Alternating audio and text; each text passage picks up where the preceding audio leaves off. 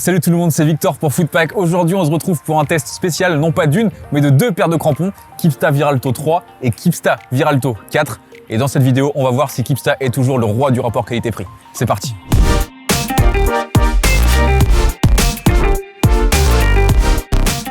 Le football est un art. C'est à partir de ce constat que Kipsta a commencé à développer sa chaussure Viralto. Et alors, si le football est un art, les footballeurs en sont les artistes. Tel un pianiste qui a besoin d'un instrument bien accordé, le footballeur a besoin de crampons performants et confortables. Si on commence par comparer les deux paires, Kipsta Viralto 3 et Kipsta Viralto 4, on remarque qu'elles ont grosso modo la même silhouette, à part celle-ci qui a un col qui est un petit peu plus haut et à l'arrière qui est également différent. On a une connexion qui est différente à ce niveau-là. Ici, il est plus creusé et plus bas sur la partie avant. Même constat au niveau de la semelle, ce sont les deux mêmes. On a une disposition similaire des crampons. On a la technologie Flex H qui doit apporter un bon accompagnement du pied dans les changements de direction. Et surtout, elle a été développée avec l'aide d'un podologue pour déterminer l'emplacement idéal et le nombre de crampons idéal pour une semelle de chaussures de foot pour garantir un bon maintien, une bonne stabilité ainsi qu'une bonne traction. Là où il va y avoir des différences, c'est au niveau du revêtement. Sur la Kipsta Viralto 3, on va avoir un revêtement en mèche accompagné de petits renforts en mousse, pendant que sur la Viralto 4, on va avoir un revêtement en cuir de kangourou pour un meilleur toucher et surtout un meilleur confort. Autre similarité, l'Optimal Strike Zone. La surface de contact avec le ballon a été maximisée, elle a été augmentée. L'axe a été décalé d'à peu près 10 degrés, garantissant une zone de frappe, de passe et de contrôle optimale. Et enfin, je vais terminer avec un dernier élément qui est censé apporter du confort à la paire, un élément que l'on avait déjà retrouvé sur plusieurs paires de chaussures que l'on a testé sur Footpack. Un peu de suéline au niveau du talon, un matériau censé éviter les irritations et donc apporter plus de confort.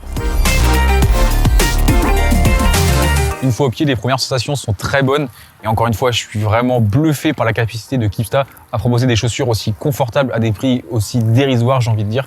Ici, on est aux alentours de 50 €, ici un petit peu plus cher.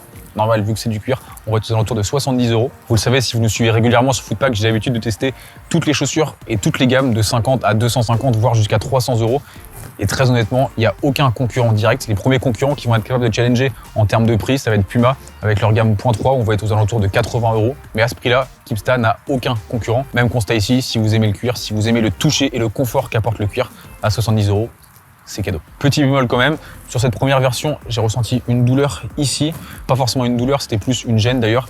Ici, au niveau de la couture, on avait un pli qui se formait et qui était assez gênant. On a été deux à la tester au bureau et très honnêtement, je pense que c'est plus une question de taille de pied. Moi, j'ai un pied assez large et ici, ça me faisait une douleur. L'autre personne qui a un pied plus fin, lui, n'a ressenti aucune douleur et a été très satisfait au niveau du confort. Si vraiment vous avez envie de jouer avec la Kipsta Viralto, je vous conseille du coup de passer sur celle-ci si vous avez un pied large. Ici, vraiment rien à redire à ce niveau-là.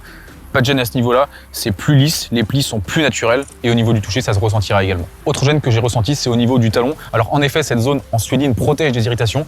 Le problème, c'est qu'il y a quand même des frottements. Alors non, ils le font pas mal parce qu'il y a la douceur de la suédine. En revanche, on sent quand même le pied bouger un petit peu trop dans la chaussure à mon goût. Et enfin, dernier reproche, si je puis dire, ça va être au niveau de la semelle.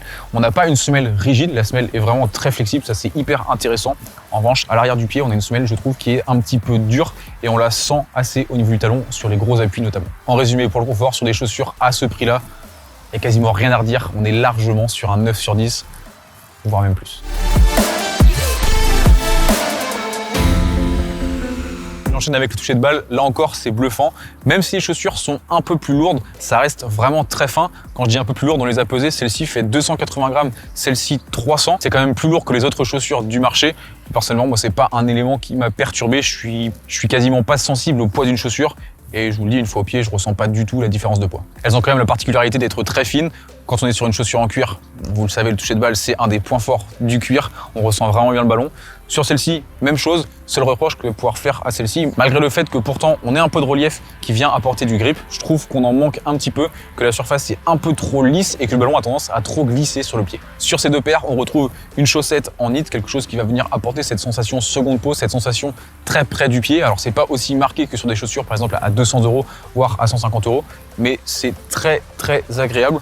On a quand même cette sensation d'avoir la chaussure proche du pied et ça joue aussi au niveau du confort puisque la chaussure va vraiment se détendre sur le dessus quand vous allez glisser le pied à l'intérieur et c'est ça qui fait qu'elle va être adaptée quasiment à toutes les formes de pieds, ça je vous en ai déjà parlé précédemment. Dans tous les cas, on a un revêtement qui est super souple, on apprécie d'avoir le ballon entre les pieds, on apprécie d'être au contact du ballon et voilà, tout simplement pour le toucher de balle, c'est très correct, c'est même plus que correct, c'est très bien. Comme d'habitude, on va terminer avec la maniabilité et le rapport qualité-prix. Au niveau de la maniabilité, je vous ai déjà donné un petit peu mon ressenti par rapport à la semelle. par rapport à la petite douleur que je ressentais au talon. Mais sinon, la semelle est plutôt performante, elle est assez souple, flexible, elle répond bien au changement de direction, elle répond bien au démarrage, elle répond bien au mouvement tout simplement. Et elle apporte une bonne stabilité, un bon maintien et une bonne traction. Donc très clairement, ça fait le taf, ça correspond à ce que j'ai comme attente au niveau d'une semelle. Et au niveau du rapport qualité-prix, bon bah là je pense que vous l'avez compris, je pense que vous connaissez la réponse à cette question. C'est tout simplement bluffant, je le rappelle, on est autour de 50 €, ici on est autour de 70 €. C'est juste incroyable à ce prix-là, c'est quasiment cadeau, surtout pour cette version où on est sur une chaussure en cuir. Vraiment, je vous mets au défi de trouver des chaussures plus confortables, des chaussures plus performantes que celle-ci, à ce prix-là, hors promotion bien évidemment. Mais très honnêtement, moi si c'est ce budget que j'ai, je pense que je me tournerai vers Keepstar.